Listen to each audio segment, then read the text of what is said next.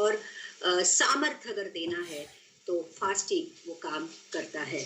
तो यीशु ने भी कहा था कि उपवास करना, जब भी मत्ती की किताब का जब हम 6वां अध्याय पढ़ते हैं तो यीशु मसीह ने बहुत सारे जो फाउंडेशनल टीचिंग्स हमें दी है वहाँ पे कि हमारे जीवन को कैसे होना चाहिए, वहाँ पे यीशु मसीह ने हमें कह के गया है कि फास्टिंग का भी उसने वहाँ पे जिक्र किया है। और वहाँ पे यीशु मसीह फास्टिंग के बारे में ये कहता है कि उपवास कैसे करना चाहिए।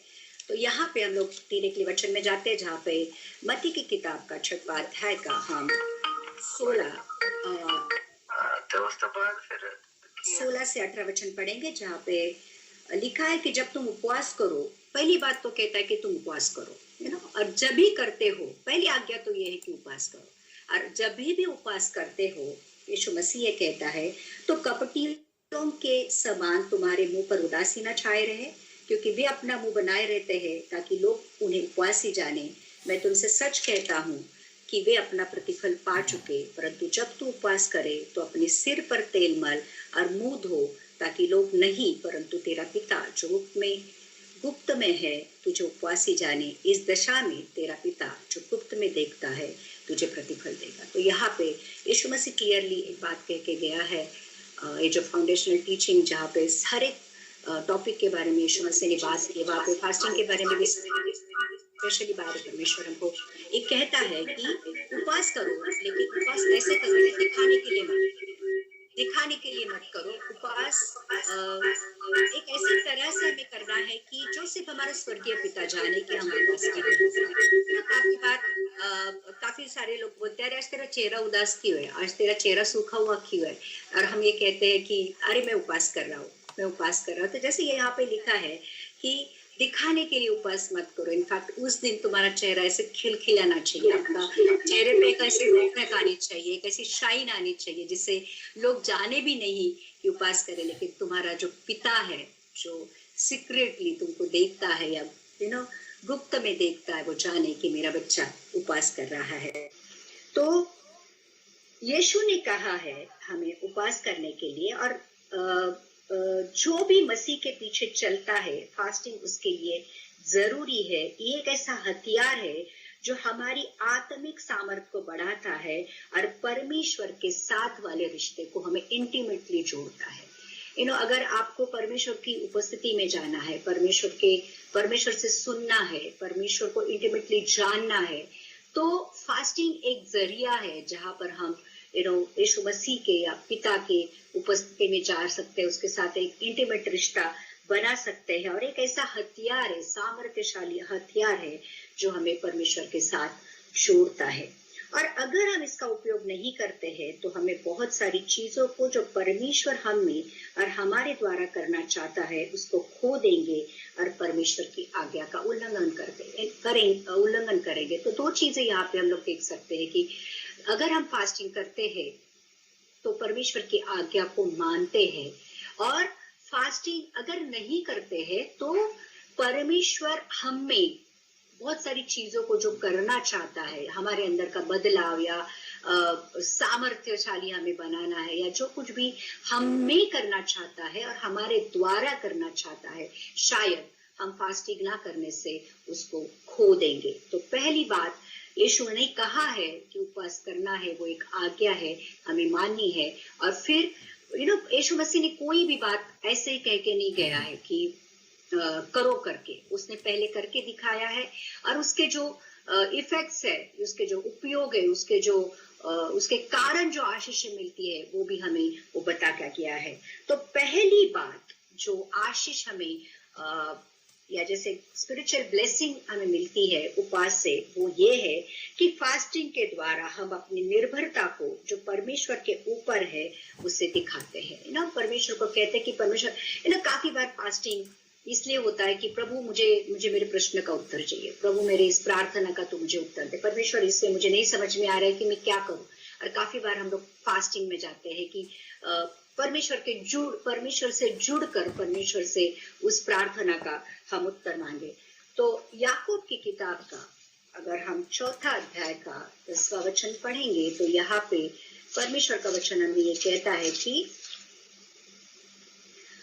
प्रभु के सामने दीन बनो तो वो तुम्हें शिरोमणि बनाएगा। तो जब हम फास्टिंग करते हैं तो अपने आप को लीन करते हैं, अपने आप को हम नम्र बनाते हैं, और जो चीजें हमारे जीवन में हम जिसको काफी बार फास्टिंग उस चीज का भी होता है कि जो हमें अच्छी लगती है उनको हम छोड़ देते हैं।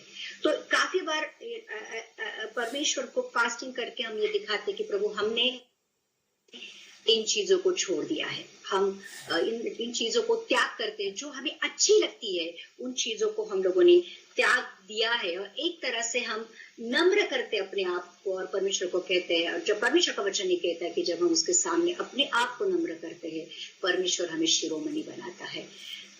तो बहुत सारे तरीके हैं अपने आप को परमेश्वर के सामने नम्र करने के लिए। परमेश्वर के लिए थोड़े समय के लिए खाना छोड़ देना भी एक तरीके से आत्मिक चीजों को पाने का एक तरीका है। बहुत सारी चीजों से हम अपने आप को नम्र कर सकते हैं, पश्चाताप करके, प्रार्थना में जाके, स्तुति आराधना करके, परमेश्वर के सामने झुक के, इबादत करके, बहुत सारे तरीके हैं। लेकिन फास्टिंग भी एक तरीका है अपने आप को नम्र करने का, थोड़े देर के लिए खाने से दूर रहकर परमेश्वर को ये कहने का कि ये मैं तेरे लिए छोड़ सकता हूँ। और जब हम फास्टिंग में खाना छोड़ देते हैं, हमारा पेट कहता है कि खाना दो, लेकिन हम एक तरीके से हम परमेश्वर से कहते हैं कि अब ये जो मेरी दुर्बलता है, मेरा पेट मुझे खाना मांग रहा है, मेरा शरीर मुझे खाने के लिए मांग रहा है, लेकिन परमेश्वर देख ये जो दुर्बलता में है, ये दुर्बलता में तू मेरी सहायता कर। और खाना जब हम खाते हैं, जब भी खाना नॉर्मली हम लोग जब भी खाना खाते हैं तो हम सोचते हैं मैं ब्रेकफास्ट में क्या खाऊं, मैं लंच में क्या खाऊं, मैं इवनिंग स्नैक्स में क्या खाऊं, मैं डिनर में क्या खाऊं। तो हमारा ना एक अटेंशन पूरे दिन का थोड़ी देर के लिए एक 3-4 बार हट जाता है, और हम खाने के बारे में सोचते हैं। और परमेश्वर का वचन ये कहता है कि हमारा शरीर परमेश्वर की आत्मा का मंदिर है। तो हम काफी बार ऐसी चीजों से हमारे शरीर को स्टफ कर देते हैं, ऐसी चीजों को खिलाते हैं जो चीजें हमारे शरीर के लिए नुकसानकारक है। जो चीजें हमें कोई पोषण नहीं देती, या कोई हमारा क्या बोलते हैं, जिसमें कोई विटामिन, मिनरल्स, प्रोटीन्स नहीं रहते हैं, ऐसी चीजें क्योंकि हमको अच्छी लगती है वो हम लोग चीजें खाते हैं। और एक तरीके से जो परमेश्वर का मंदिर है, जो शरीर है, उसके ऊपर हम लोग अन्याय करते हैं। तो जब हम खाने को छोड़ देते हैं, फास्टिंग करते हैं, तो परमेश्वर को ये कहते हैं कि ये मेरी दुर्बलता है, इसमें तू मेरी सहायता कर, मुझे सामर्थ्य दे। और फास्टिंग एक टेम्पररी तरीका है अपने मन को और अपने शरीर को समझाने का कि मैं तेरी इच्छाओं को सदा पूरी नहीं करूंगा। शरीर हमेशा मांगता है। जिस दिन फास्टिंग करते उस दिन तो बहुत कुछ खाने की इच्छा होती कि मैं ये खाऊं, वो खाऊं, वो खाऊं। लेकिन जब हम फास्टिंग करते तो हमारे शरीर को हम समझाते हैं कि देख, अब मैं आत्मा से चल रहा हूँ, अभी तेरी हर एक इच्छा पूरी करना, मैं तेरी हर एक इच्छा को पूरी नहीं करूंगा। और हम शरीर को कहते हैं भूख लगी है तो भी खाना नहीं मिलेगा, और हम परमेश्वर से कहते हैं कि हम तेरे हैं, और हमें हमारी शारीरिक जरूरतों से भी ज्यादा तेरी धार्मिकता की ताकत, तेरी बुद्धि और तेरी दिशा दिखाने के लिए तेरे मार्ग की जरूरत है। थोड़ी देर के लिए हम ये कहते हैं कि ये सारी जो शारीरिक चीजें हैं उनसे हटकर प्रभु हम तेरी उपस्थिति में आते हैं। अभी हमें तेरे सामर्थ्य की, तेरे दिशा दिखाने की, तेरी बुद्धि की जरूरत है, और तू हमें मार्ग बता। तो काफी बार जब ये शारीरिक या भौतिक चीजों से ऊपर हम हमारा ध्यान हटाते हैं, तो काफी बार हमें वक्त मिलता है परमेश्वर की धार्मिक चीजों के बारे में सोचने का, वो जो आत्मिक चीज है उसके बारे में सोचने का। देखो, मैं काफी बार जब उपवास करती हूँ तो मुझे सुबह ब्रेकफास्ट के लिए टाइम लगता है, खाने के लिए टाइम लगता है, दोपहर में लंच के लिए खाने के लिए टाइम लगता है, इवनिंग में मुझे खाने के लिए टाइम लगता है। तो जब भी मैं मेरे शरीर को समझाती हूँ कि आज फास्टिंग है, और फिर मुझे ऐसे लगता है अभी मेरे पास बहुत टाइम है, मुझे ब्रेकफास्ट का टाइम मेरा बच गया, मेरे लंच का टाइम बच गया, मेरा इवनिंग स्नैक का टाइम बच गया है, अभी ये टाइम मुझे परमेश्वर के साथ बिताना है। तो हम शरीर को भी एक तरह से समझाते हैं कि देख आज फास्टिंग है, तुझे खाना नहीं मिलेगा। और आत्मिक तौर पर हमारी आत्मा को हम कहते हैं कि देख आज जो टाइम मुझे मिला है, जो मौका मुझे मिला है, मुझे परमेश्वर के साथ बिताना है। और वो जो समय बिताने से बहुत सारी आत्मिक चीजें परमेश्वर हमारे ऊपर रिवील करता है, वो दिशा दिखाता है, वो हमें सामर्थ्य से भरता है, वो हमें हमारी जरूरतों को पूरा करता है, हमें बुद्धि देता है, हमें ज्ञान देता है। और आत्मिक युद्ध में जो हमेशा हमें लड़ना पड़ता है, फास्टिंग एक तरीका है अपने शरीर को अनुशासित करने का, ताकि हम आत्मिक युद्ध लड़ सके। इन आत्मिक युद्ध को भी आत्मिक भले युद्ध है, लेकिन हमें शरीर के साथ उसको लड़ना होता है, क्योंकि परमेश्वर ने हमारे उसके आत्मा के रहने के लिए एक शरीर दिया है, एक डेरा है, एक लिबास है जो परमेश्वर ने हमें पहनाया है, उसको लेकर ही हमें चलना पड़ता है। तो जब हमें आत्मिक युद्ध आता है हमारे जीवन में, तो हमें शरीर को लेकर ही लड़ना पड़ता है। तो जब ये शरीर युद्ध में जाएगा तो उसको अनुशासित करना पड़ता है। कोई भी सैनिक जो होता है, कोई सोल्जर होता है, उसको ऐसे ही बॉर्डर पे नहीं भेजते या ऐसे ही हथियार देके उसको युद्ध में भेजते नहीं है। उसको बहुत सारे ट्रेनिंग से गुजरना पड़ता है, बहुत सारी खुद को बहुत अनुशासित करना पड़ता है, खाने से लेकर, पीने से लेकर, सोने से लेकर, कसरत से लेकर, टाइम मैनेजमेंट से लेकर, सब कुछ उसको सिखाया जाता है। वैसे ही जैसे ही ये भले वो वहां पे 1 to 1 युद्ध होता है या जो देश देश के बीच में युद्ध होता है, लेकिन जब ये आत्मिक युद्ध जो होता है वो हमारा डायरेक्टली शैतान के साथ होता है, वो आत्मिक सेनाओं के साथ होता है, वो अधिकारियों के साथ होता है। तो ये जो युद्ध हमें लड़ना पड़ता है, तो एक तरीके से हमें हमारे शरीर को भी तैयार करना पड़ता है, हमारे शरीर को भी अनुशासित करना पड़ता है, ताकि हम वो आत्मिक युद्धों को लड़ सके। इसलिए पौलुस 1 करंथी 9:24 to 27 में ये कहता है,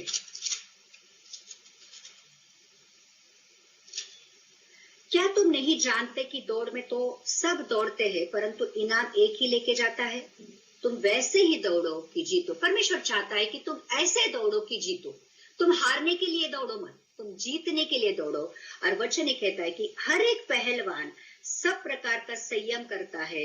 वे तो मुरझाने वाले मुकुट को पाने के लिए सब करते हैं, परंतु हम तो उस मुकुट के लिए करते हैं जो मुरझाने का नहीं। जब एक पहलवान, एक कसरत, जो कुश्ती होती है, रेसलर्स होते हैं, वो अपने आप को इतना संभालते हैं, अपने आप को, जो उनका खाना पीना, जैसे मैंने कहा कि कोई सोल्जर रहे या कोई रेसलर रहे या कोई ओलंपिक में दौड़ने वाला कोई स्पोर्ट्समैन रहे, वो अपने आप को अनुशासित करते हैं, वो डिसिप्लिन करते हैं, ताकि जो कंपटीशन में वो जाने वाले हैं, जो युद्ध वो लड़ने वाले हैं, उसके लिए वो काबिल हो सके। तो अगर एक रेसलर, एक पहलवान हर प्रकार का संयम करता है ताकि वो मुरझाने वाले मुकुट को पा सके, हम तो उस मुकुट के लिए रेसलिंग करते हैं, या हम उस मुकुट के लिए तैयार हो रहे हैं जो कभी मुरझाने का नहीं। इसलिए शरीर को अनुशासित करने के लिए भी, आत्मिक युद्ध में खुद को तैयार करने के लिए और खुद को उसमें रखने के लिए, ठहरने के लिए हमें अपने आप को अनुशासित करना है। तो फास्टिंग जरूरी है। और आगे लिखा है, इसलिए मैं तो इसी रीति से दौड़ता हूँ, परंतु लक्ष्यहीन नहीं। मैं भी इसी रीति से मुक्कों से लड़ता हूँ, परंतु उसके समान नहीं जो हवा पीटता हुआ लड़ता है। परंतु पौलुस यहाँ पे कहता है, मैं अपनी देह को मारता कूटता और वश में लाता हूँ, ऐसा ना हो कि औरों को प्रचार करके मैं आप ही किसी रीति से निकम्मा ठहरूं। तो फास्टिंग एक जरिया है अपने शरीर को डिसिप्लिन करने का, ताकि हम आत्मिक युद्ध में ठहर सके। और दूसरी बात, अपनी देह को जब हम काफी बार ऐसे होता है हमारी जिंदगी में कि हमारा शरीर हमारे आत्मा के ऊपर हावी होता है। 3 चीजें हैं, शरीर, प्राण और आत्मा। तो जब ये शरीर प्राण के ऊपर हावी होता है, हम शारीरिक रीति से चलते हैं, हम शारीरिक इच्छाओं को पूरी करने पे दौड़ते हैं, हम पाप में चलते हैं। लेकिन जब ये आत्मा प्राण के ऊपर हावी होता है, तब हम आत्मिक तौर पर चलते हैं। और फिर आत्मा और प्राण हमेशा लड़ाई में रहता है। तो जब हम शरीर को शांत कर कर शरीर को चुप कर कर या शरीर को डिसिप्लिन कर कर आत्मा को कहते हैं कि अब तू टेक ओवर कर, अब तू मेरे शरीर को चला, तो उसको एक्चुअली कहते हैं कि हम आत्मा से चल रहे हैं। तो शरीर को डिसिप्लिन करने के लिए, आत्मिक युद्ध में ठहरने के लिए हमें फास्टिंग करना जरूरी है, ताकि हमारा शारीरिक अनुशासन हमें आत्मिक युद्ध के लिए तैयार करे। तीसरी बात हम ये देखेंगे कि ये तो है कि डिसिप्लिन करना है हमारे शरीर को, और तीसरी बात हम देखेंगे कि पाप के पश्चाताप के लिए फास्टिंग करना जरूरी है। दूसरों के लिए मध्यस्थी के लिए प्रार्थना करने के लिए पश्चाताप जरूरी है। हमारे भी पाप, काफी सारे पाप हमारे जीवन में ऐसे होते हैं जितना हम पश्चाताप करते हैं लेकिन वो पश्चाताप नहीं हो पाता है। तो काफी बार फास्टिंग के साथ हमें पश्चाताप करना जरूरी होता है। दानियल की किताब अगर हम देखेंगे ना, दानियल की किताब का यहाँ पे दानियल पश्चाताप करता है फास्टिंग, और दानियल की किताब का 9वां अध्याय का अगर हम 3 से 5 वचन पढ़ेंगे तो वहां पे लिखा है, तब मैं अपना मुख परमेश्वर की ओर करके गिड़गिड़ाहट के साथ प्रार्थना करने लगा और उपवास कर टाट पहन राख में बैठकर वरदान मांगने लगा। मैंने अपने परमेश्वर यहोवा से इस प्रकार प्रार्थना की और पाप का अंगीकार किया, हे प्रभु तू महान और भययोग्य परमेश्वर है, जो अपने प्रेम रखने और आज्ञा मानने वालों के साथ अपनी वाचा को पूरा करता और करुणा करता रहता है। हम लोगों ने तो पाप, कुटिलता, दुष्टता और बलवा किया है और तेरी आज्ञाओं और नियमों को तोड़ दिया है। तो जब भी दानियल ने टाट पहना और उपवास प्रार्थना की, और जब उपवास प्रार्थना में वो पश्चाताप कर रहा है, तो अगर हमें किसी बात का पश्चाताप है तो फास्टिंग एक जरूरी चीज है, जहां पर हमारे वो पश्चाताप को और एक गहराई तक लेके जाती है, और हमें पाप का हमारे एहसास गहराई तक होता है और हम पाप को कबूल करते हैं, पश्चाताप करते हैं, और उनको छोड़ने का भी जो सामर्थ्य है, पाप थोड़ी देर के लिए हम छोड़ देते हैं या पाप हमको थोड़ी देर के लिए छोड़ देता है, लेकिन जब भी फास्टिंग और प्रेयर करते हैं तब ये जो पाप के ऊपर विजय पाने की जो सामर्थ होती है, ये परमेश्वर हमें फास्टिंग के द्वारा देता है। तो दानियल ने भी प्रार्थना की, उपवास किया और पश्चाताप किया। और योना की किताब का अगर हम लोग देखेंगे, योना को भी परमेश्वर ने राजा के पास भेजा था ये संदेशा लेकर कि वहां पर जाके कहे कि मैं उनका नाश करने वाला हूँ। और योना वहां पर जाता है और वहां पे अगर हम लोग योना की किताब का 3रा अध्याय का हम लोग 3 से 10 वचन में लिखा है कि योना जाकर उस नगर में प्रचार करता है कि अब से 40 दिन के बीतने पर निनवे उलट दिया जाएगा। और फिर 5वां वचन ये कहता है कि तब निनवे के मनुष्य ने परमेश्वर के वचन की प्रतीति की और उपवास का प्रचार किया, और बड़े से लेकर छोटे सबों ने टाट ओढ़ा। जब योना डर रहा था निनवे जाने के लिए, कि उसको लगता था कि मैं जाकर उनको कहूंगा कि तुम्हारा नाश होने वाला है, तो शायद वो उसको मार डालेंगे, इसलिए भाग गया था। लेकिन परमेश्वर ने उसको 3 दिन 3 रात मछली के पेट में रखकर उससे बात की और उसको निनवे भेज गया। जैसे ही निनवे वो गया, वो प्रचार करने लगा कि 40 दिन के बाद इस शहर का देश का नाश होने वाला है। और फिर सबों ने उसके वचन की प्रतीति की, जो वो प्रचार कर रहा था उसकी प्रतीति की, पश्चाताप किया, उपवास किया। और लिखा है तब ये समाचार जब निनवे के राजा के कान में पहुंचा, और उसने सिंहासन पर से उठ अपने राजकीय वस्त्र उतार कर टाट ओढ़ दिया और राख पर बैठ गया। राजा ने प्रधानों से सम्मति लेकर निनवे में एक आज्ञा का ढिंडोरा पिटवाया, क्या मनुष्य, क्या गाय, बैल, भेड़, बकरी, अन्य पशु कोई भी कुछ न खाए, वे न खाए और न पानी पिए। मनुष्य और पशु दोनों टाट ओढ़े और वे परमेश्वर की दोहाई चिल्ला चिल्ला कर दे और अपने कुमार्ग से फिरे और उस उपद्रव से बचे जो वह करते हैं, पश्चाताप करे, संभव है परमेश्वर दया करे और अपनी इच्छा बदल दे और उसका भड़का हुआ कोप शांत हो जाए और हम नष्ट होने से बच जाए।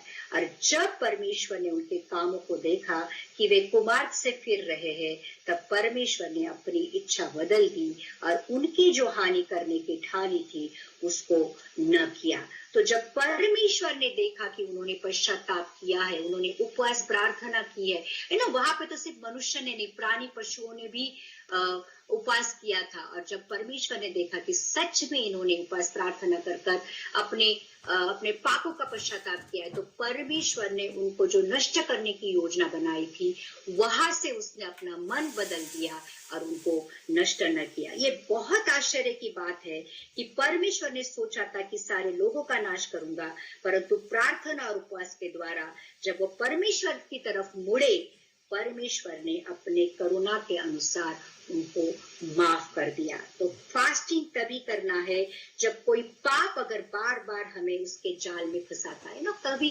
काफी सारी चीजें हमारे जीवन में ऐसी होती है, कई एडिक्शंस होती है, कई दुष्ट विचार होते हैं, कई हमारा स्वभाव होता है कि जो बार बार हमें खींचकर अपनी अभिलाषाओं में टेम्पटेशन में डालता है, पाप की ओर लेके जाता है। अगर ऐसा है कुछ हमारे जीवन में, तो फास्टिंग कर कर पश्चाताप कर कर वो सामर्थ के साथ हम उनके ऊपर विजय पा सकते हैं। तो जब हम उपवास प्रार्थना के लिए परमेश्वर के पास आते हैं, वो कीमत चुकाते हैं, परमेश्वर हमें छुटकारा देता है और वो आनंद बहुत बड़ा होता है पाप के भी ऊपर जब विजय पाते हैं तो आनंद बहुत बड़ा होता है। तो पर्सनली मैंने भी देखा है कि जब भी किसी चीज के ऊपर मुझे विजय पानी है, मुझे ऐसा लगता है कि ये मेरा स्वभाव अच्छा नहीं है, मुझे इसको बदलना है, और मैं खुद की इच्छा से या खुद की सामर्थ्य से वो कर नहीं पाती हूँ, तो फास्टिंग प्रेयर में जाती हूँ और परमेश्वर मुझे ताकत देता है, सामर्थ्य देता है।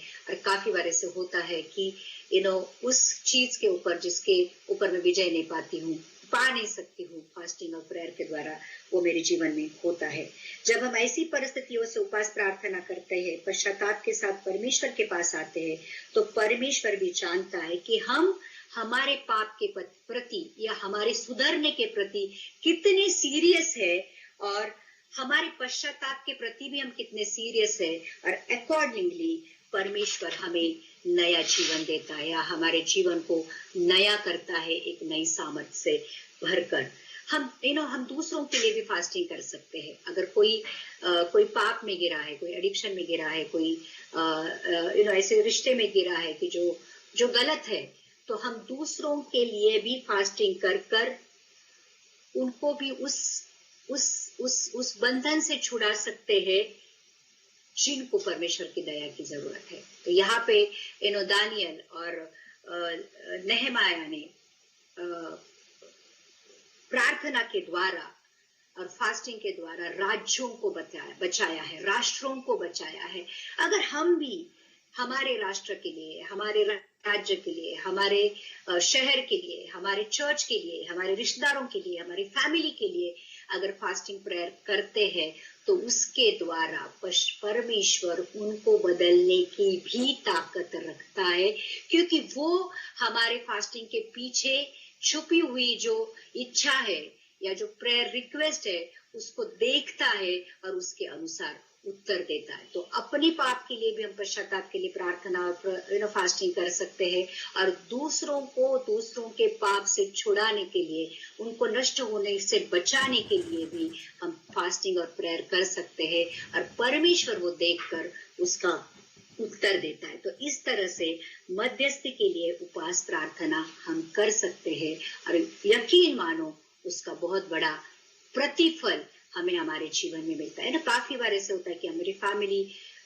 किसी प्रॉब्लम से जूझ रही है, कठिन परिस्थितियों से हम जा रहे हैं, फास्टिंग और प्रेयर डेफिनेटली मदद करता है उसके ऊपर विजय पाने के लिए। अगर परमेश्वर की ज्ञान और बुद्धि चाहिए तो भी हम फास्टिंग और प्रेयर कर सकते हैं। प्रेरितों की किताब का अगर हम 13वां अध्याय का पहले 3 वचन पढ़ते हैं, तो अगर हमें से लगता है कि मुझे में ज्ञान नहीं है, मुझे बुद्धि नहीं है, या फिर किसी परिस्थिति के लिए अगर आपको स्पेशल डायरेक्शन की जरूरत है कि एक ऐसे मोड़ पर हम कभी-कभी आकर खड़े होते हैं जहाँ पे हमें लगता है कि मैं कहाँ जाऊँ, मैं राइट जाऊँ, लेफ्ट जाऊँ, सीधा जाऊँ, पीछे जाऊँ, क्या करूँ? अगर आपको राइट डायरेक्शन चाहिए, परमेश्वर आपको आकर कहे कि ये सही है, इसको कर, ये मार्ग है। जैसे यशायाह में कहा है कि परमेश्वर का वचन आके कहता है या परमेश्वर आके कहता है कि अ, यही सही है, यही मार्ग है, इस पर चल। अगर ऐसी डायरेक्शन हमें चाहिए तो हम उपवास प्रार्थना कर सकते हैं। तो प्रेरितों की किताब का अगर हम 13वां अध्याय का 1 से 3 वचन पढ़ेंगे तो यहाँ पे लिखा है, अंत अंताकिया की कलीसिया में कई भविष्यद्वक्ता और उपदेशक थे, जैसे बरनबास और शमौन जो निगर कहलाता है, और लुकियुस कुरेनी, और चौथाई देश के राजा हेरोदोस का दूध भाई मनाहेम और शाऊल। जब वे उपवास सहित प्रभु की उपासना कर रहे थे तो पवित्र आत्मा ने कहा, मेरे लिए बरनबास और शाऊल को उस काम के लिए अलग करो जिसके लिए मैंने उन्हें बुलाया है। तब उन्होंने उपवास और प्रार्थना कर उन पर हाथ रखकर उन्हें विदा किया। तो प्रेरितों की किताब की इस 13वें अध्याय में चर्च चलाने के लिए इन लोगों ने, जो प्रेरित लोग थे, जो प्रेरितों की किताब ही शुरू होती है परमेश्वर की पवित्र आत्मा के अभिषेक से, और ये ऐसी कलीसिया थी जो पवित्र आत्मा के द्वारा चल रही थी। जहां पे भी उन्होंने चर्चेस बनाए वो उनके ऊपर पवित्र आत्मा उतर कर आता था, और ये लोग पवित्र आत्मा के सामर्थ के द्वारा चल रहे थे। तो जब भी किसको भेजे, जब ये सवाल आ रहा था, तब उन्होंने उपवास में गए, और फिर परमेश्वर ने क्लियरली जब उनको कहा कि बरनबास और शाऊल को उस काम के लिए भेज, तो इसका मतलब है कि पहले चर्च चलाने के लिए उन्होंने अपनी समझ का या बुद्धि का सहारा नहीं लिया, परंतु उपवास और प्रार्थना द्वारा परमेश्वर से बुद्धि और ज्ञान को मांगा। तो हमारे लिए भी वही है, जब भी हमें बुद्धि और ज्ञान की जरूरत है, जब भी समझ में नहीं आता है कि मैं क्या करूं, हम उपवास और प्रार्थना में जाकर परमेश्वर से क्लियर कट डायरेक्शन ले सकते हैं। तो परमेश्वर ने भी उन पर प्रकट किया कि बरनबास और शाऊल को सुसमाचार सुनाने के लिए भेजे, और उन्होंने अपने आप को उपवास और प्रार्थना के द्वारा परमेश्वर से सुना और अपने आप को परमेश्वर के काम के लिए अलग किया, परमेश्वर के आत्मिक सामर्थ्य के द्वारा। काफी बार ये जो फास्टिंग होती है, ये परमेश्वर से हमें कनेक्ट करती है, और हमारे और पश्चाताप के द्वारा परमेश्वर और हमारे बीच में जो कुछ भी बैरियर्स रहते हैं, जो कुछ भी चीजें आती है जिसके द्वारा परमेश्वर से हम सुन नहीं पाते हैं, प्रेयर और फास्टिंग के द्वारा, पश्चाताप के द्वारा वो पापों को, वो चीजों को हम हमारे जीवन से निकालते हैं, और परमेश्वर से हम क्लियरली सुन सकते हैं। परमेश्वर से सुनना भी आना चाहिए। अगर हम परमेश्वर से सुन नहीं पाते हैं तो काफी बार हम चूक जाते हैं। भले हमारे जीवन में वचन हो, चर्च हो, प्रार्थना हो, सब कुछ हो, लेकिन जब हम परमेश्वर से सुन नहीं पाते हैं तो काफी बार हम हमारे आत्मिक जीवन में बढ़ नहीं पाते हैं। तो उपवास और प्रार्थना एक ऐसी चीज है जो परमेश्वर से हमें कनेक्ट करती है, और जब हम परमेश्वर से कनेक्ट हो जाते हैं तो परमेश्वर की वाणी को या परमेश्वर के वचन को हम क्लियरली सुन सकते हैं, और वो जो बुद्धि और ज्ञान से परमेश्वर हमें देता है, उससे बातें करने के द्वारा उससे हमारे जीवन में काफी सारे प्रॉब्लम्स निकल जाती है। काफी सारे बार हम एक सही रास्ते पर चलना शुरू करते हैं। तो ये बहुत जरूरी है परमेश्वर के साथ कनेक्ट होना और उससे सुनना आना। तो जब भी बुद्धि और ज्ञान की समझ की जरूरत है, हम फास्टिंग और प्रेयर कर सकते हैं। और एक बात है कि जब क्राइसिस आती है, बुरा वक्त आता है हमारे जीवन में, तो छुटकारे के लिए हम उपवास प्रार्थना कर सकते हैं। तो काफी बार ऐसे होता है कि जैसे मैंने बोला कि ऐसी परिस्थितियां आती है कि जो हमारे बस में नहीं होती है कि हम उसमें से बाहर निकले, और हम कितनी भी कोशिश करें, हमें मालूम होता है कि मैं ये परिस्थिति से मैं बाहर खुद नहीं निकल सकता है या कोई मुझे निकाल नहीं सकता है। जब ऐसे ऐसे ऐसे क्राइसिस आते हैं हमारे जीवन में, तो हमें छुटकारे के लिए उपवास और प्रार्थना करनी चाहिए। मत्ती की किताब का अगर 17वां अध्याय का 21वां वचन पढ़ेंगे, मैथ्यू 17:21 में लिखा है, पर ये जाति बिना प्रार्थना और उपवास से नहीं निकलती। जब एक दुष्टात्मा ग्रस्त एक डीमन पजेस्ड बच्चे को शिष्यों के पास लेके आए और उन्होंने बहुत कोशिश करने के बावजूद भी वो दुष्ट आत्मा, वो डीमन उस बच्चे में से वो निकाल नहीं पाए। और फिर जब वो यीशु मसीह के पास उस बच्चे को लेके आए और यीशु मसीह ने उस दुष्टात्मा को डांटा और वो दुष्टात्मा उसमें से निकल गई, तो चेलों को ये लगा कि पहले तो हम निकाल सकते थे दुष्टात्मा को, अब क्या हो गया कि ये दुष्टात्मा हमसे नहीं निकली। और फिर एकांत में आकर वो यीशु मसीह से पूछते हैं कि हम उसे क्यों नहीं निकाल सके। और फिर उसने उनसे कहा कि विश्वास की घटी के कारण, क्योंकि मैं तुमसे सच कहता हूँ, यदि तुम्हारा विश्वास राई के दाने के बराबर भी हो तो उस पहाड़ को कहोगे यहाँ से सरक कर वहां चला जाए तो वह चला जाएगा, और कोई बात तुम्हारे लिए असंभव नहीं होगी। पर ये जाति बिना प्रार्थना और उपवास से नहीं निकलती। तो काफी बार विश्वास में बढ़ने के लिए, विश्वास में विश्वास के द्वारा परमेश्वर को प्रसन्न करने के लिए भी उपवास प्रार्थना की जरूरत होती है। और काफी बार जिस चीजों के ऊपर हम विजय नहीं पा सकते, जैसे यहाँ पे दुष्टात्मा का एक उदाहरण दिया गया कि कई सारी दुष्टात्माएं बिना उपवास और प्रार्थना की नहीं निकलती है। स्पेशली पास्टर लोगों के लिए तो ये चीज है कि हम बहुत सारे डिमोनिक चीजों के साथ डील करते हैं, बहुत सारे डीमंस को हम निकालते हैं, दुष्टात्माओं को, बहुत सारी ऐसी बीमारियों को, श्रापों को, या जो करनी है, या हमारे इंडिया में बहुत सारे विचक्राफ्ट होते हैं। ऐसे ऐसे ऐसे चीजों में जब हम हमारा हाथ डालते हैं तो बहुत जरूरी होता है कि उपवास और प्रार्थना के द्वारा पहले परमेश्वर की सामर्थ को पाए और फिर उस एरिया में जाए जहाँ पे डिमोनिक चीजें काम करती है। तो काफी सारे जो डीमंस होते हैं सिर्फ प्रार्थना से नहीं निकलते हैं, या उनको सिर्फ डांटने से नहीं निकालते हैं, उसके लिए प्रार्थना और उपवास की जरूरत होती है। तो काफी बार जैसे दुष्टात्मा नहीं, परंतु काफी सारी चीजें जो हमारे जीवन में होती है जिनसे हम छुटकारा चाहिए, जिनसे हमें छुटकारा चाहिए, वो सिर्फ प्रार्थना से जब नहीं निकलती तो वहां पर फिर उपवास की जरूरत होती है। और मैं गारंटी के साथ कह सकती हूँ कि मैंने मेरे जीवन में देखा है कि जब भी हम उपवास और प्रार्थना से परमेश्वर के पास जाकर कहते हैं कि परमेश्वर मुझे तेरी सामर्थ की जरूरत है, मैं घटना चाहता हूँ, तू मुझ में बढ़, और परमेश्वर अपनी सामर्थ से हमें भर देता है और उन परिस्थितियों के ऊपर विजय पाने की हमें ताकत देता है। तो उपवास कोई मैजिक नहीं है, डेफिनेटली मैजिक नहीं है जो परमेश्वर को एक तरह से फोर्स करे कि तू मेरी प्रार्थना का उत्तर दे, तू मुझे सामर्थ दे, तू मुझे ज्ञान दे।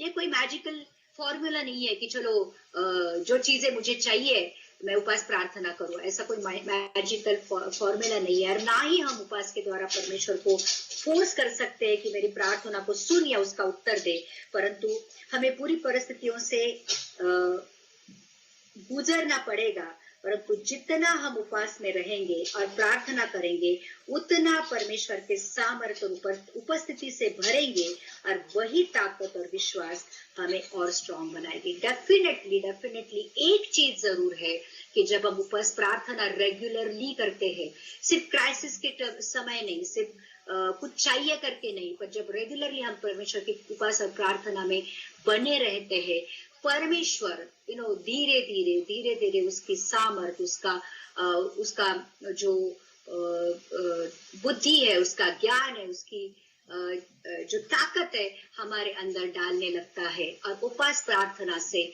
जो रेगुलरली उपवास प्रार्थना करते हैं वो लोग विश्वास में, आत्मा में, वचन में, बुद्धि में, ज्ञान में स्ट्रांग होते जाते हैं। तो उपवास करना कभी कभी नहीं, लेकिन हमारे जीवन का एक एक ऐसा भाग होना चाहिए कि जीवन के कुछ समय हमें अलग करने हैं, कुछ समय हमें अलग करना है जो हमें परमेश्वर को देना है और उसके पास उपास प्रार्थना के साथ जाना है। अगर हम ऐसे करते हैं तो डेफिनेटली हम यू नो हमको खुद को आत्मिक तौर पर बहुत स्ट्रांग पाते हैं। और जरूरी नहीं कि उपास प्रार्थना के बाद आपकी प्रार्थना तुरंत सुनी जाएगी, परंतु आप उन कठिन परिस्थितियों में से गुजरने के लिए परमेश्वर हमें मदद करेगा, उसकी सामर्थ देगा, उसकी बुद्धि और ज्ञान देगा। जरूर नहीं कि तुरंत हम उपास प्रार्थना की, आज उपास प्रार्थना की और कल हमें बुद्धि मिल गया, कल हमें ज्ञान मिल गया, कल हमें परिस्थितियों के ऊपर छुटकारा मिल गया, कल हमें डीमंस के ऊपर सामर्थ्य मिल गया। ऐसा नहीं होता है। लेकिन धीरे धीरे जैसे जैसे हम सामर्थ्य में बढ़ जाते हैं, परमेश्वर उस कठिन परिस्थितियों में टिके रहने के लिए भी हमें सामर्थ्य देता है। एक प्रकार का पेशेंस हमारे जीवन में वो डालता है, धीरज जिसको कहते हैं, वो भी हमें प्रार्थना के और उपवास के द्वारा परमेश्वर हमें देता है। तो परमेश्वर ने उसके साथ जुड़ने के लिए एक मार्ग दिखाया है और वो है उपवास का। वो इतना आसान नहीं है। वो कैसे काम करता है वो भी हमें नहीं मालूम। एक रहस्य है कि उपवास कैसे काम करता है परमेश्वर को प्रसन्न करने के लिए, परमेश्वर के साथ कनेक्ट होने के लिए, लेकिन वो काम करता है, यही हमारे लिए जानना काफी है। परंतु जितनों ने भी रेगुलरली उपवास किया है या अपने जीवन का एक उपवास को अपने जीवन का एक हिस्सा बनाया है, एक पोर्शन बनाया है, इतिहास गवाह है, परमेश्वर ने अपनी सामर्थ से उन्हें भर दिया है। और इतिहास गवाह है कि जिन लोगों ने फास्टिंग प्रेयर कर कर परमेश्वर के पास गए हैं, उन लोगों ने दुनिया को बदल डाला है। ये जो उपवास प्रार्थना है दुनिया को बदलने की सामर्थ्य रखती है। तो उपवास प्रार्थना को हमें छोटा ऐसे कम नहीं गिनना है, इसमें बहुत बड़ी सामर्थ्य है। तो जब भी आपको पश्चाताप की जरूरत है, किसी के लिए मध्यस्थ की प्रार्थना की जरूरत है, बुद्धि ज्ञान की जरूरत है, कठिन परिस्थितियों से छुटकारा पाने की जरूरत है, तो उपवास और प्रार्थना में जाइए। ये जरूर काम करता है। कैसे करता है वो परमेश्वर जानता है, लेकिन ये जरूर काम करता है। और अगर हम उत्पत्ति से लेकर पूरे बाइबल में उपवास और प्रार्थना के बारे में लिखा है कि ये कितना सामर्थ्य के साथ काम करता है। तो आज जब भी हमने उपवास के बारे में जानना है कि नवे रेवलेशन के साथ जब हम उपवास करेंगे तो उपवास में भी एक नई सामर्थ्य हम पाएंगे। आइए हम प्रार्थना करके। प्रभु धन्यवाद आज के वचन के लिए। बहुत सुंदर रीति से तूने हमें समझाया कि उपवास और प्रार्थना का महत्व क्या है परमेश्वर, और उसकी कितनी आत्मिक आशीष, स्पिरिचुअल ब्लेसिंग्स हमें हमारे जीवन में मिलती है। तेरे वचन के लिए हम तेरा शुक्रिया अदा करते हैं। यीशु के नाम से मांगते हैं, सुन और कबूल कर। आमीन आमीन। हालेलुया। आमीन।